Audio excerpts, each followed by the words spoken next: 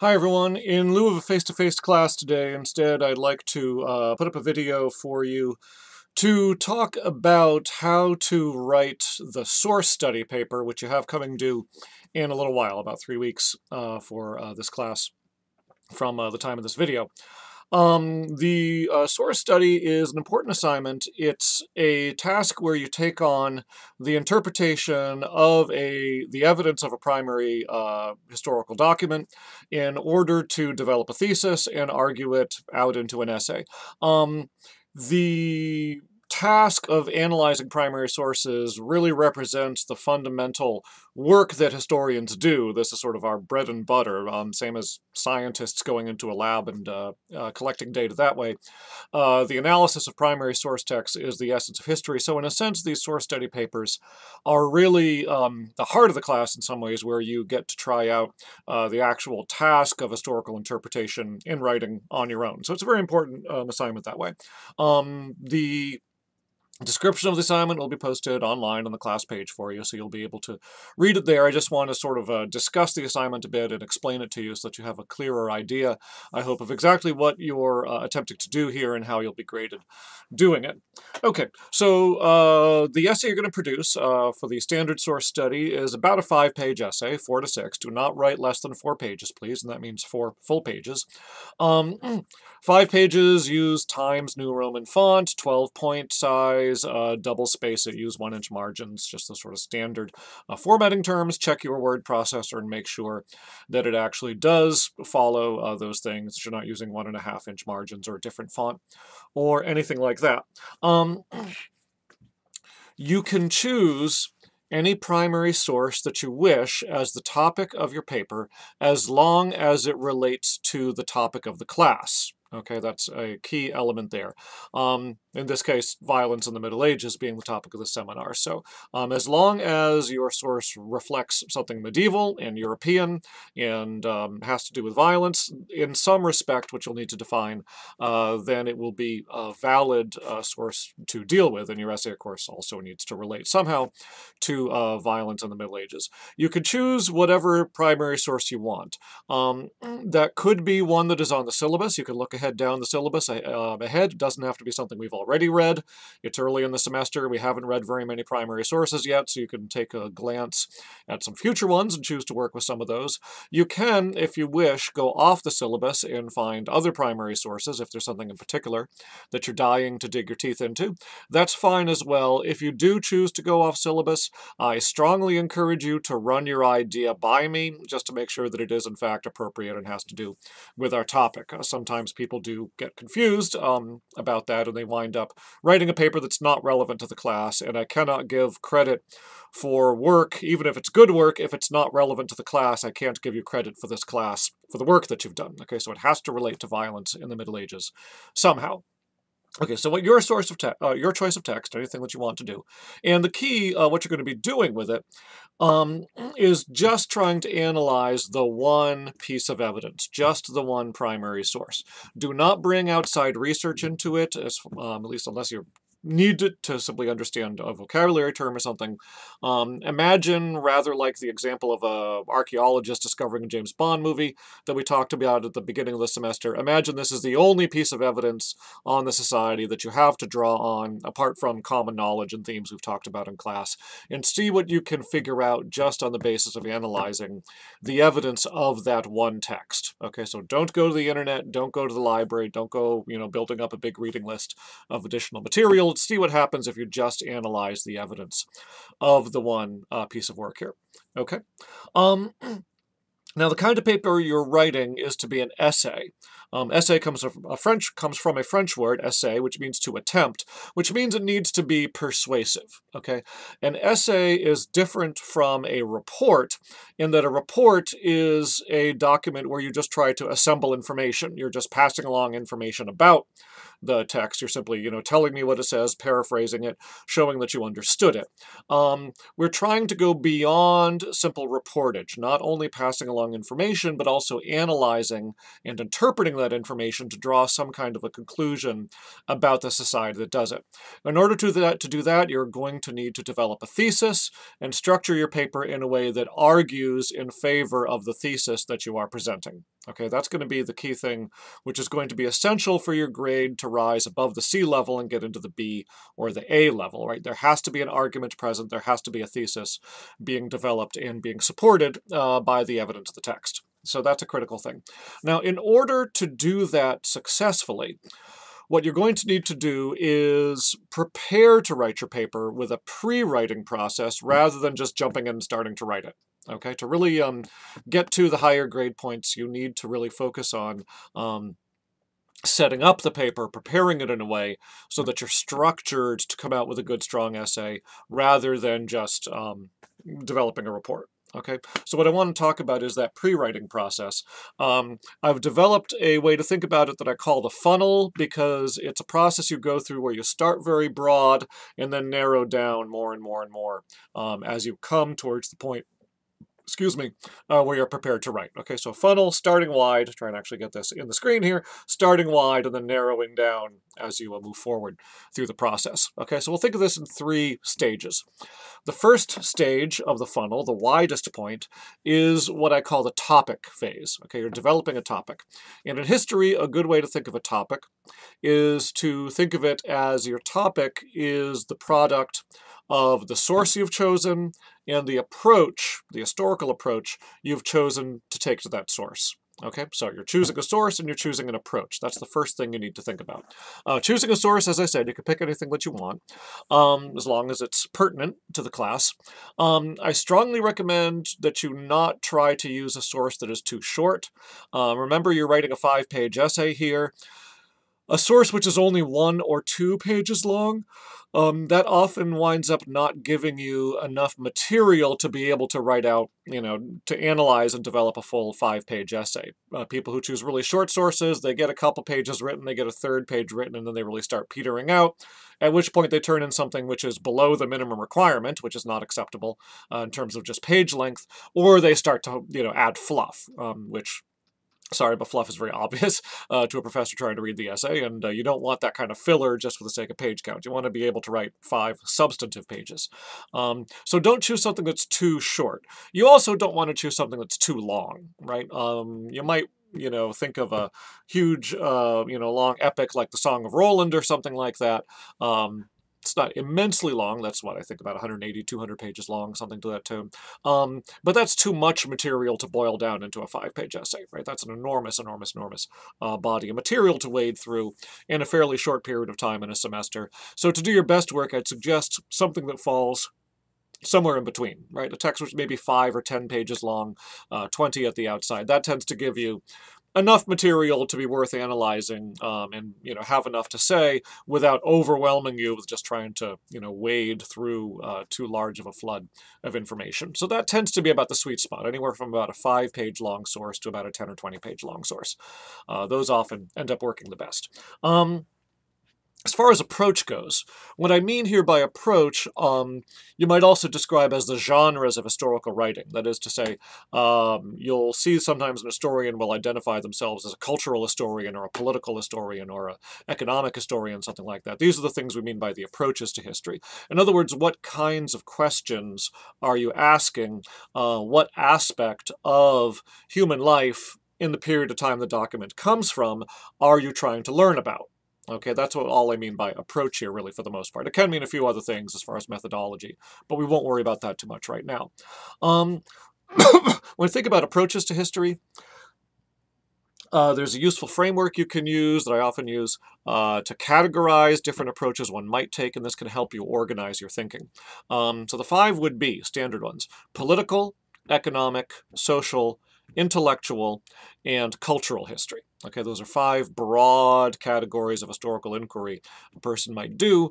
Each of them has various subcategories, and there are things that will cross over between categories as well, and that's okay. We're just using these to help us define and focus and organize our thought rather than, needing to feel straitjacketed or limited by them. Okay, but still useful to think about. So what do these mean? Political history, right, the first category, means the study of power. Tends to be what rulers do, what governments do, that kind of a thing. Anything that involves the exercise of power. Who gets it? How do they use it? How is it distributed? How is it limited? How is it justified? All those kinds of things are aspects of political history. That includes things like ideology and legitimacy. That includes things like selection of rulers, election processes, inheritance processes. That includes the way that political consent is created, which might happen through various means. That includes things like law, things like military activity, warfare. Those are exercises in power, right? So anything which is a type of exercise of power comes under the broad umbrella of political history. Okay, it should hopefully be fairly straightforward. Economic history, likewise, should also be fairly straightforward. It means instead of looking at power in the society, you are looking at wealth in the society. Who gets it? How is it distributed? How can it be used? What is it spent on? You might look at agriculture. You might look at craft and industry. You might look at trade and finance, things like that. But these are all various aspects of economic history. And hopefully that's pretty straightforward. I think people intuitively understand what economic history means when you're looking for that kind of thing. So those are two categories. Third category is social history, and this is one students sometimes find a bit confusing, so I want to take a moment to explain it. Social history is not just whatever happens in the society, because all history happens in human societies. That's not very much of a category that helps you, analyze things. What we mean by social history is the way that a society or a community categorizes people into different groups and manages the expectations and the relationships between the groups, right? Are there obligations or burdens or limitations imposed on a group? Are there privileges or opportunities that are allowed to a group? Things like that, right? Those are the things that come into social history. So social categories, the kinds of groupings one might find, one would be, for example, social class. Do you have a lower, a middle, an upper class? Do you have a nobility? Do you have a caste system? Do you have slavery? Things like that. Those are aspects of class divisions in social history. Gender would be another set of categories that people can be divided into and have roles imposed on them on the basis of whether you're male or female, the masculine, the feminine. Those are social categories. Age groups, age categories, the child, the adult, the elderly, perhaps the teenager or the adolescent, if the society has a distinct category or concept of that as a separate age of life. So age groupings and their obligations and responsibilities and limitations, that can be an area. Things like ethnicity and race, how people identify in terms of what group they feel that they belong to and how that group is defined. You may or may not have a developed concept of race as you do in the modern world, but there's usually some sort of a sense of nation or tribe or something along those lines. Ethnic divisions, which could play a role there. There can be others, sometimes professions, sometimes religions, sometimes education acts independently of class as a type of status. So various kinds of things here which sort of will define the various categories of a society, and that's what gives a community its structure, right? The relationship between the various classes, between the genders, between ethnic groups or other sub-communities within the larger community. Okay, that's the kind of thing you're looking for in a social history paper. Excuse me. An intellectual history paper, like economic history, intellectual history, is probably pretty intuitive. If you're able to identify a group of thinkers in the society, people who self-consciously think, use logic, rationalize, intellectualize, philosophize about particular set questions. How do they do it? What kinds of topics? What kinds of ideas are they holding? And how are those ideas structured? What kinds of evidence and arguments do they use to support them or to argue with one another for them? How are they educated and what's the content of that? Fields like that are what we think of as intellectual history. That hopefully is, again, fairly straightforward when you're looking at technology or philosophy or the sciences or mathematics. These sorts of self-conscious, deliberate intellectual enterprises are what you study under intellectual history. And then finally, the fifth category, where we had political, economic, social, intellectual, and our fifth category is cultural history. Cultural history is also, it's kind of like intellectual history because it also refers to how people are thinking and what's going on in their minds. But it's not so much the deliberate, rational undertakings that we're dealing with in intellectual history. Cultural history tends to be more the study of people's attitudes towards subjects, their values, their mores, their ethics, their worldviews, their religious beliefs, perhaps, or lack thereof. Modes of expression like the arts in literature, things like that, can be studied in a cultural, historical vein, right? So sort of getting at the realm of attitude and feeling and morality and judgment and worldview, all those kinds of issues together. Collectively can be thought of as aspects of cultural history, right? So it's kind of a murky, fuzzy category, but obviously those areas are going to be very important. As we've talked about, violence, the way people talk about violence and stereotyping and things like that. A lot of the times we're doing cultural history here. Okay, so those give you 5 categories, right? Political, economic, social, intellectual, and cultural. That gives you your topic phase, right? Your topic is then social history from whatever text, the Song of Roland. I'll keep using that as an example, even though I said it was too long, but we'll use it for now. Okay. Once you have read your text, of course, and taken some notes on it, and you've defined what kind of approach you want to take, that is to say, what aspect you want to get at. Maybe you want to get at politics and you're interested there. Then you take your text and your understanding of the text and your approach, and you bring them together to form a question. This is our second phase, is developing the question. Right away, just by having said your topic, say political history, according, from the Song of Roland, right away that gives you a generic, broad kind of a question that you can ask, which is, what does this source, fill in the blank, tell us about this aspect of society? Fill in the blank using your approach, right? So what does the Song of Roland tell us about medieval politics? Okay, like that. That's your sort of broad, generic question. That is a very broad, generic question, and it's probably too broad to drive a really good source study. You want more focus than that. You want to be narrowing things down and picking something more specific so you could really drill deep into it and come up with some really good insights rather than having sort of vague generalizations, which will not be terribly illuminating. Okay, so remember through this whole source study, it's very much a paper about focus. It's very much a paper about analysis, about going deep and reading intensely and trying to, get into the nitty-gritty and sort of the underlying currents of the text as much as you possibly can. Okay, that's what's really going to be rewarded with the higher grade points. So you get your broad, generic question, what does the Song of Roland tell us about medieval politics? And you start thinking about, okay, are there ways I can focus this? Are there ways I can narrow it down? All right, kind of zero in on something here. One way to do that is using those approaches. Remember, each of those approaches are broad realms of human activity and experience, but each of them includes a number of sub-things, right? So, for example, when we talk political history, that might be on the selection of kings, that might be on the power of nobles, and, how do the power of nobles relate to the power of the kings. That might be military evidence that we get from the text. That might be evidence on law and legal procedures, and what the text shows us about those. It is a fictional text, but it does depict a medieval law court in action when you get the trial of Ganelon towards the end. There's probably some other hints in it throughout as well. So you could start thinking about these particular areas of politics and say, okay, I want to zero in on a particular thing. Maybe law. Right, law might be a good one. So you start brainstorming questions that'll focus in more and more. I remember that generic question we started off with is just, what does this text tell us about X?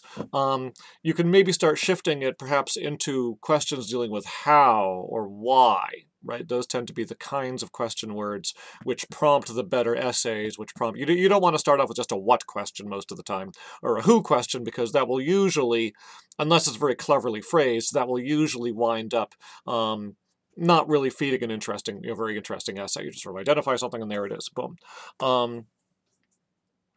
So Yeah, so with our example, so you're brainstorming here, you're coming up with multiple questions.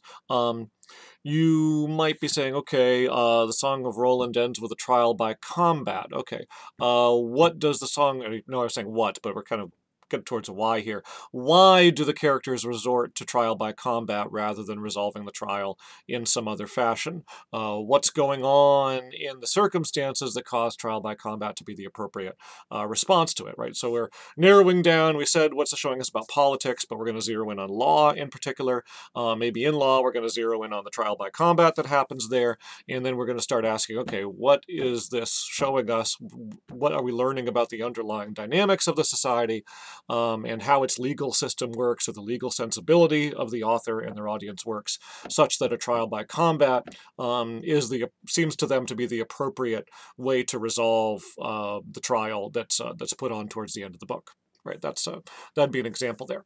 Now, so you brainstorm a whole pile of questions, right? And you want to make sure you're actually writing them out. You should have a notebook or a laptop, a Word document or something going on your computer where you're actually spelling out, and come up with questions, 5, 10, 15, I don't know how many different questions, but a whole pile of questions that you could pursue here, and look for the one that's most focused, right? That'll let you zero in enough, as long as it's not so focused that you can't find enough material on it, right? You need to find that sweet spot where you're getting as narrow as you can without getting so narrow that there's no way you're going to be able to write 5 pages on the subject, right? So you're going to find, somewhere in the middle there, you're going to find the right point.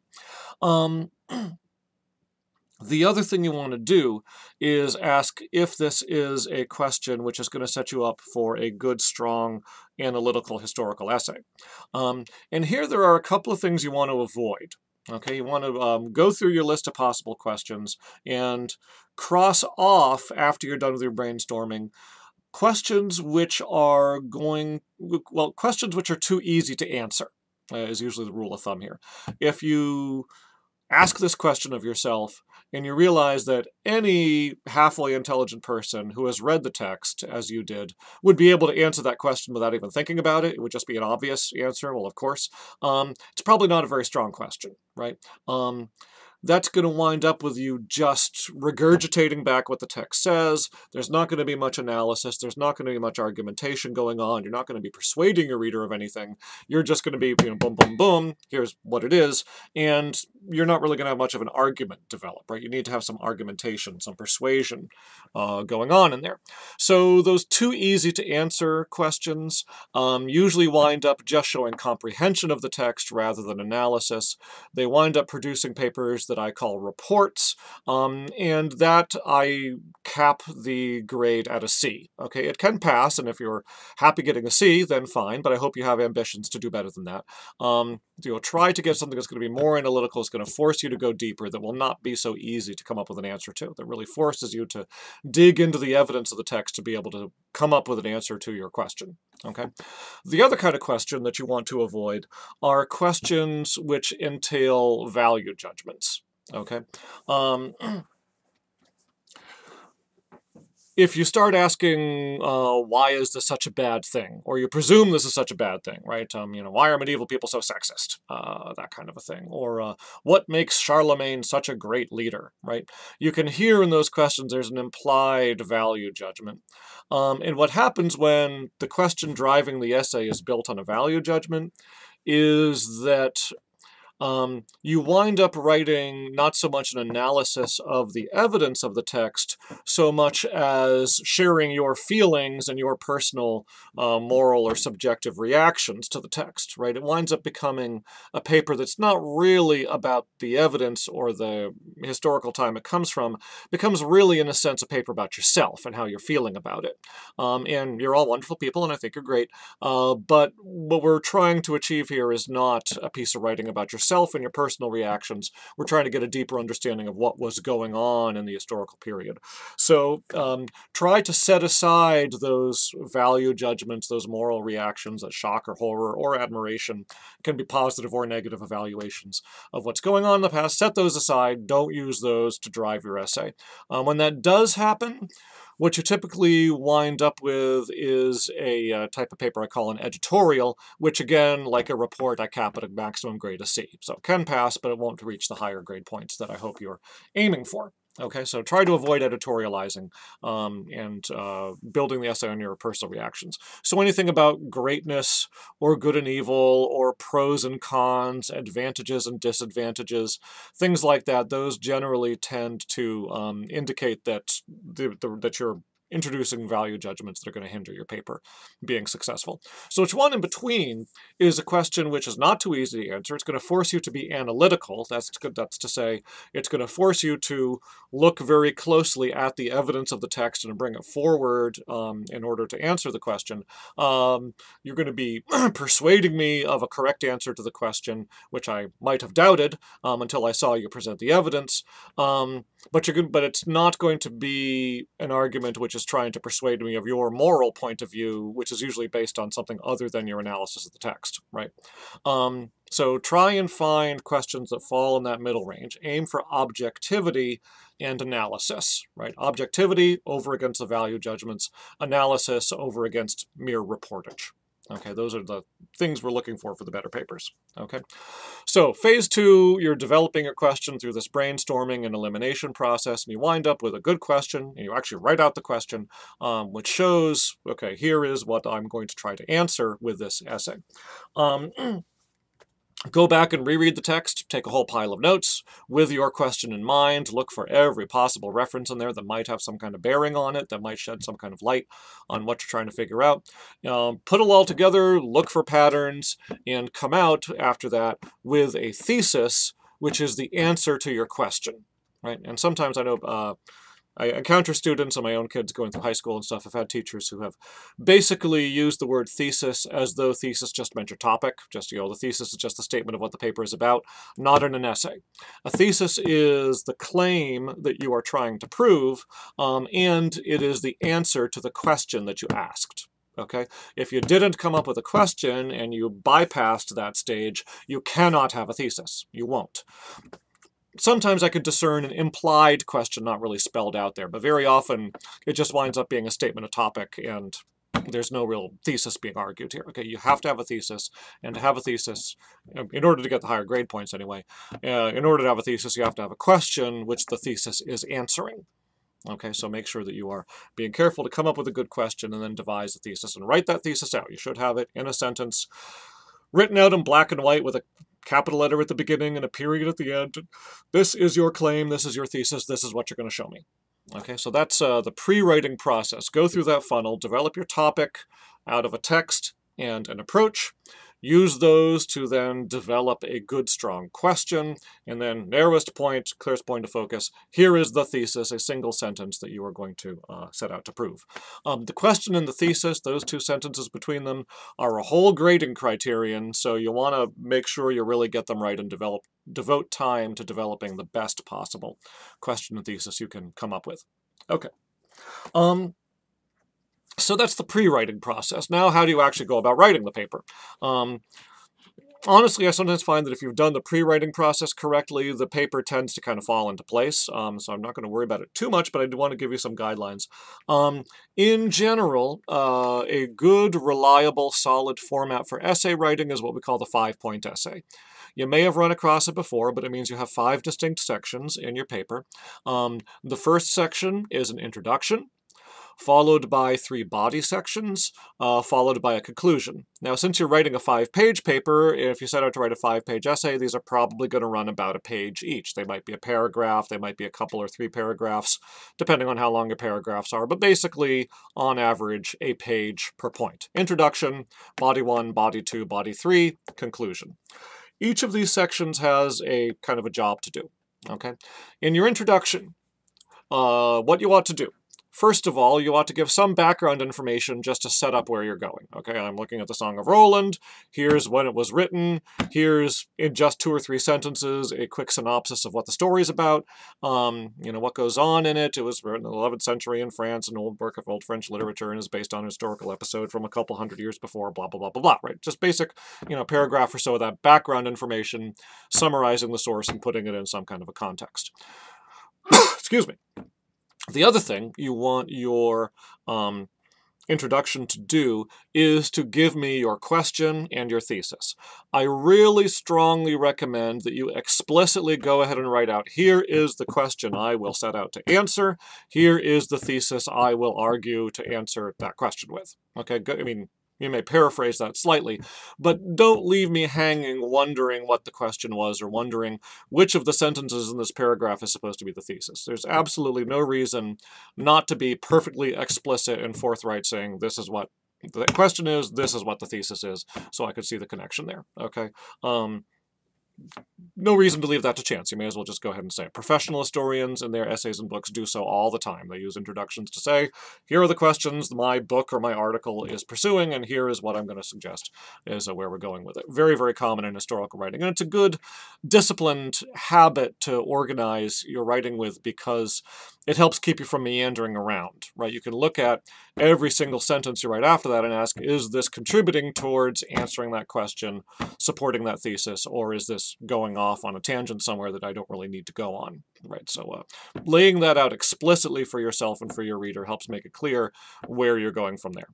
The body sections, what you want to do with those is each of them should take on a point, you could say a sub-argument, that you need to make in order to support the bigger argument, the thesis, right? So you're building an argument here. You are persuading me, you are arguing with me to persuade me that your thesis is in fact correct, that you've answered your own question correctly.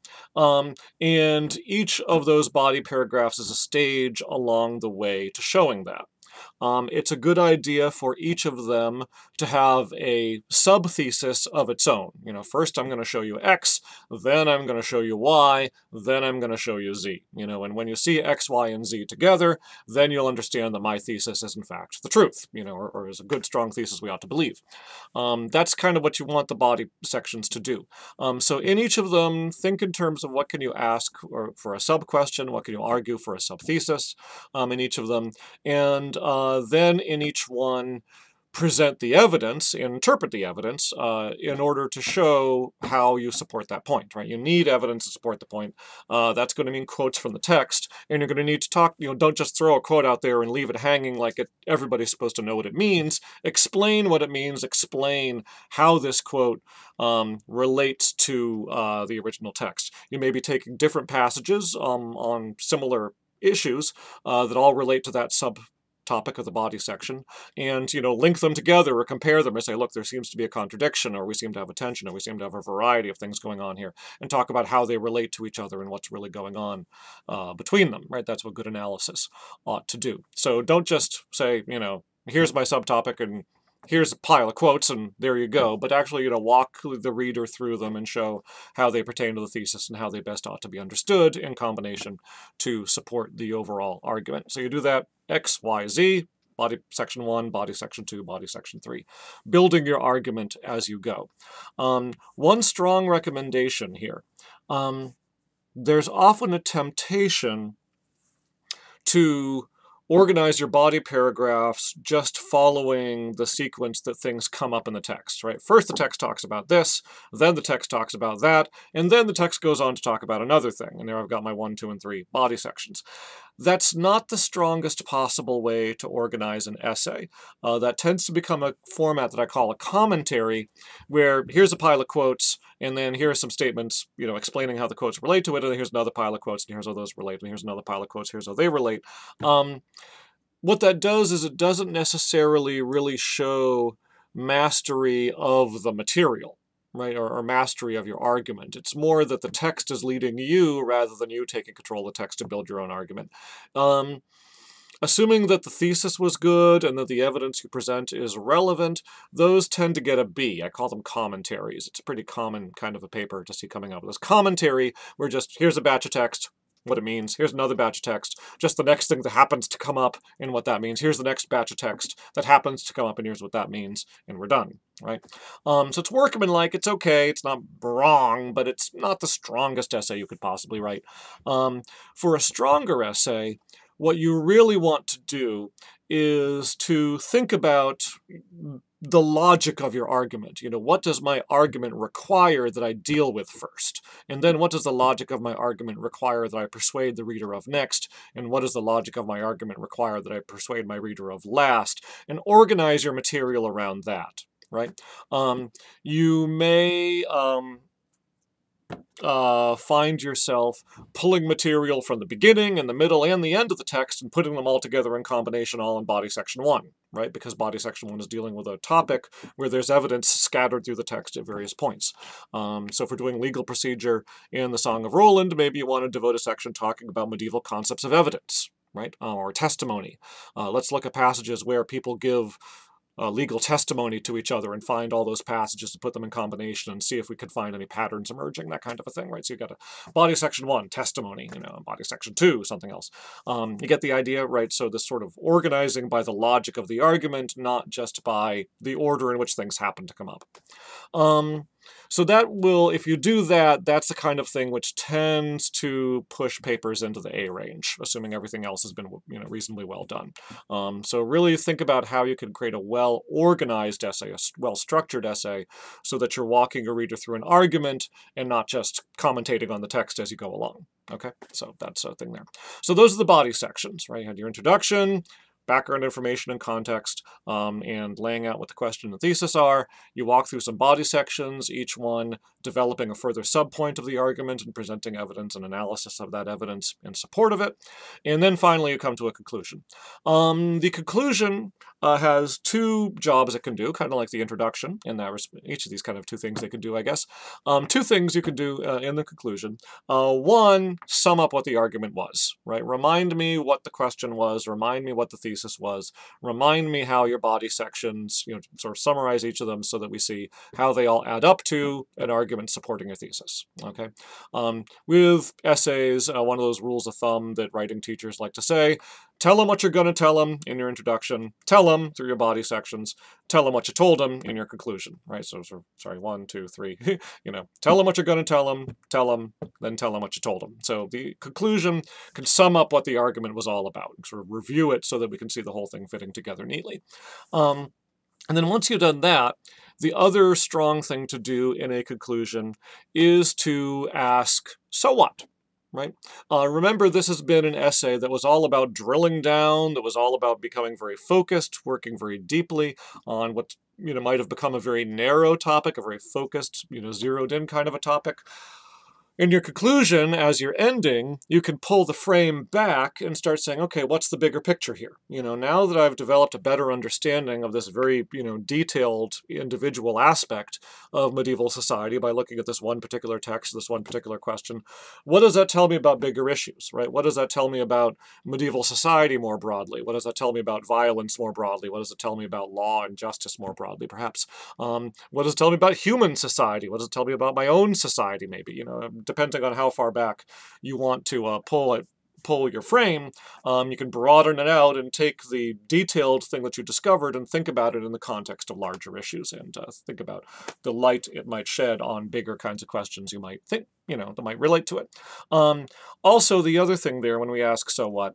Remember back when I was talking about developing your question, I talked about objectivity and how you want to set aside your value judgments. You want to be objective and not write an editorial which is expressing how you feel about the material you're studying or how you, morally judge the material that you're studying. That's what you want to avoid doing in your thesis and your question. That's what you want to avoid doing through your argument as you're building your body paragraphs. But once you have objectively concluded that argument, then in your conclusion, as you wind up your conclusion, it's okay, you don't have to be totally amoral people to be historians, it's okay to then say, okay, and here is how I feel about it, right? You could bring that personal dimension in there or that moral thing, and you could say, this is absolutely horrifying and I'm glad I didn't live back then, or, this is really rather admirable and I think we have something to learn from it, or whatever kind of, whatever kind of judgment you do want to pass. You could do that in the conclusion, but not in the argument itself. Okay, that's an important thing, right? So when I say suspend moral judgments, that doesn't mean being an historian means suspend moral judgments completely 100% in life and you never have to think morally about anything.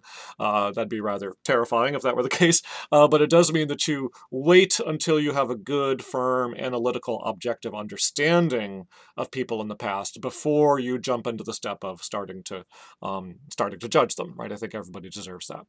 Okay.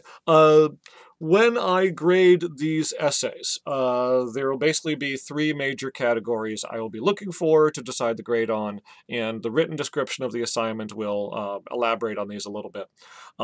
Basically, the first one, question and thesis, right? Is there a question? Can I figure out what the question is? Hopefully it's right there explicitly for me to see. If not, I may put a little bit of thought into trying to figure out if there's at least an implied question, but better if you just put it right out there, write it out explicitly in black and white with a question mark on the page. Is there a question, and how good is the question? Is it objective? Is it too easy to answer? Does it smuggle in a value judgment, or does it actually maintain that line of objectivity? Is it focused? Does it zero in on something reasonably tight to sort of zero in on? I'm repeating myself, but does it focus in on one specific thing, or is it kind of too broad and vague and fuzzy there? Likewise, the thesis, is the thesis focused? Is the thesis interesting? Frankly, is it something which is again too obvious and easy, or is it something where you could tell there's going to be some thought going into trying to prove this? Is it objective and is it analytical? Right, I'm going to ask those same kinds of things. So that's going to be one thing. Those two sentences, question and thesis, that's a whole grading criterion right there. From looking at those, 99% of the time, I will know whether the paper is getting a C or better than a C. Right?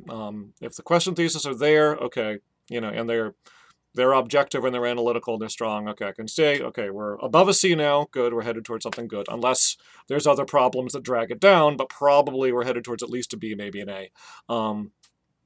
If there's no thesis, then I'm going to assume we're looking at a report.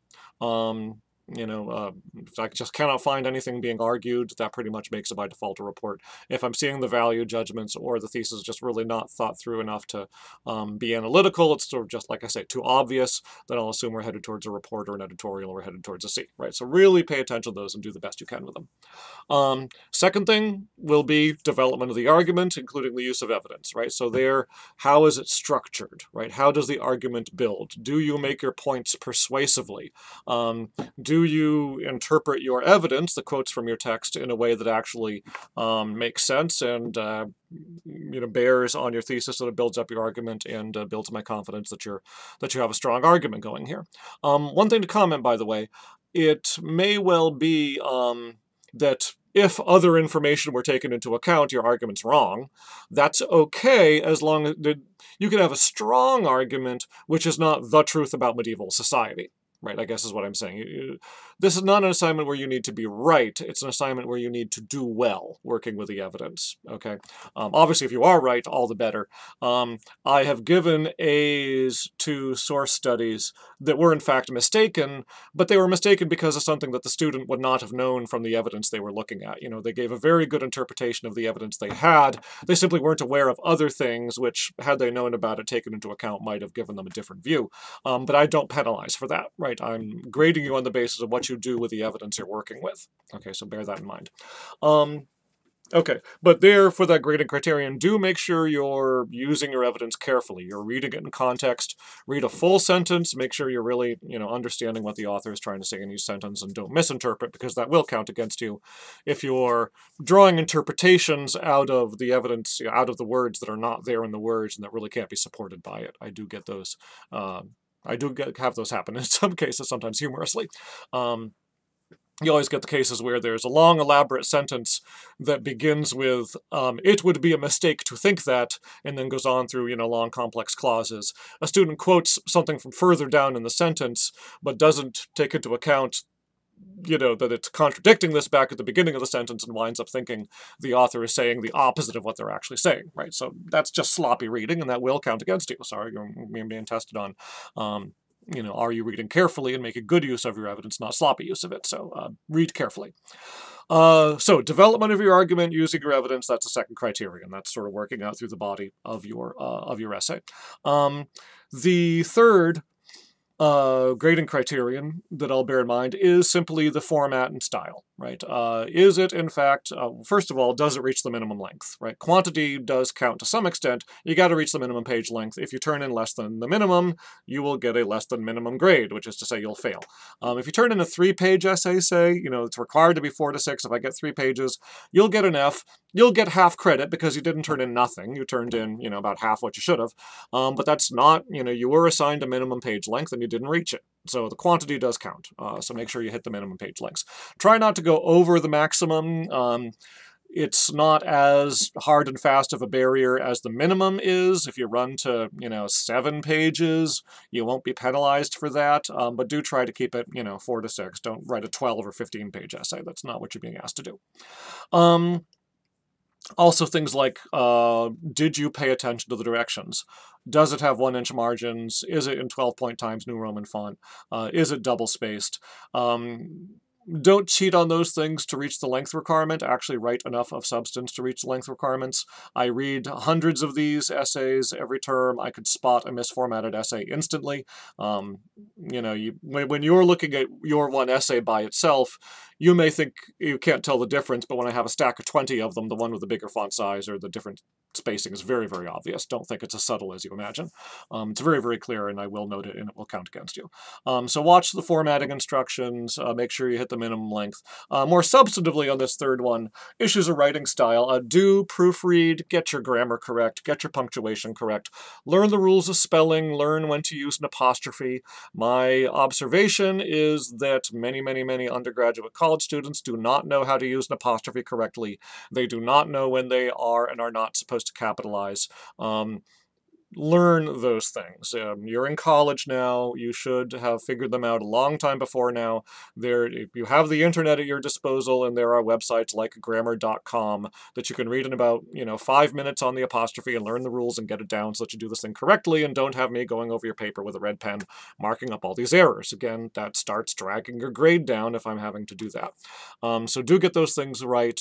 Do check your spelling and so forth. Right, so the formatting things. And then finally, also related to that third grading criterion of format and style, is also how readable is it, right? Is it good writing? Is it easy to understand? Is it clear and fluid and flows readily? That's a matter of style, which mostly comes just from practice, and also, by the way, comes from reading. Let me just sort of give a plug here. The statistics and surveys show that, strangely, people getting their college educations don't seem to read very much unless they're made to for a class, which is rather unfortunate. I think, becoming an educated person ought to mean having a love of learning and a desire to read and a desire to explore books. And people tend to become better writers when they read good writers and they start imitating the style. So watch for style. Try reading your paper out loud or have your roommate read it to you. If you're starting to get tongue-tied, if your roommate is confused about what that sentence was about, that probably means something, right? And you probably need to go back and rewrite that for greater clarity.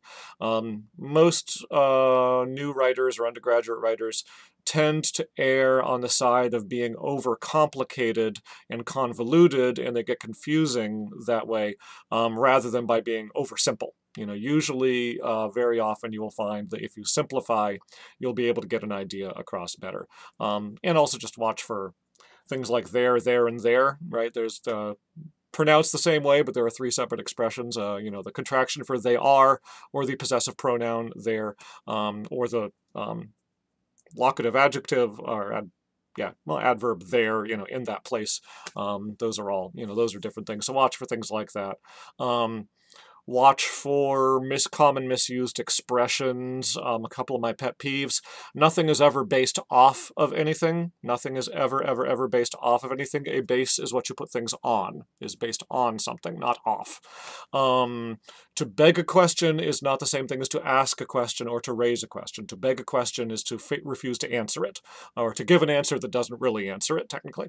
So don't talk about begging a question, talk about raising a question, or posing a question, or asking a question. You don't, very rarely you're going to find yourself begging questions, hopefully, because it's a bad thing to do. So things like that, just watch these sort of common misused expressions, and if you get them right, that works in your favor, and you want that. But this will all be up in instructions. I'll also have a document available for you that largely repeats what I've given you in this video essay. It's a how to write a history paper. I think it might already be on the Moodle page, but I'll make sure it's there. The one last thing about all of this is that this is not an assignment you need to do completely on your own. You can do this in coordination with me. Feel free to ask me questions, come by my office hours, shoot me emails. You can talk about where you're at with it so far. If you're having some confusion trying to figure out what a source is saying at a particular point, we can sit down and read it together. If you've worked up a draft and you want to see what I think of the draft, I can take a look at it and respond to you. You need to give me at least 48 hours before the due date to do that so that I have time to look at it and can get back to you with comments and you still have time to do something with my comments. Don't send me a draft the night before the due date and ask me to look at it. I will ignore it. Okay, you need to give me time to be able to think about it and respond and get back to you, and you still be able to do something in turn. So, but as long as there's 48 hours or more before the due date, then go ahead and seek my advice and ask what I think of things. If you give me a full draft, I will tell you this is the grade I would give it if you turned it in as is, and I'll give you suggestions for things you might try doing to improve it or things to think about. Okay, so that is the source study assignment. I'm only going to post one of these. You have 2 source studies to write this term. The second one is like the first, with one difference. The first one, you are picking just one primary source, putting the blinders on, zeroing in on the evidence only of that one source. The second one is to write on 2 or 3 primary sources. So it's a bit broader. You'll be writing at more length. It'll be, I think, like 8 to 10 pages instead of 4 to 6. So take a little more length, go into a little bit more depth. Still avoid outside research. It is still a source study with the idea of zeroing in on just a body of evidence. But you will have more room there to pick a couple of different sources, use them in combination and comparison to see what you come up with there. Okay, I look forward to seeing you all back in class on Monday. Have a great weekend, enjoy the snow, and I will see you then. Thank you, everybody. Bye.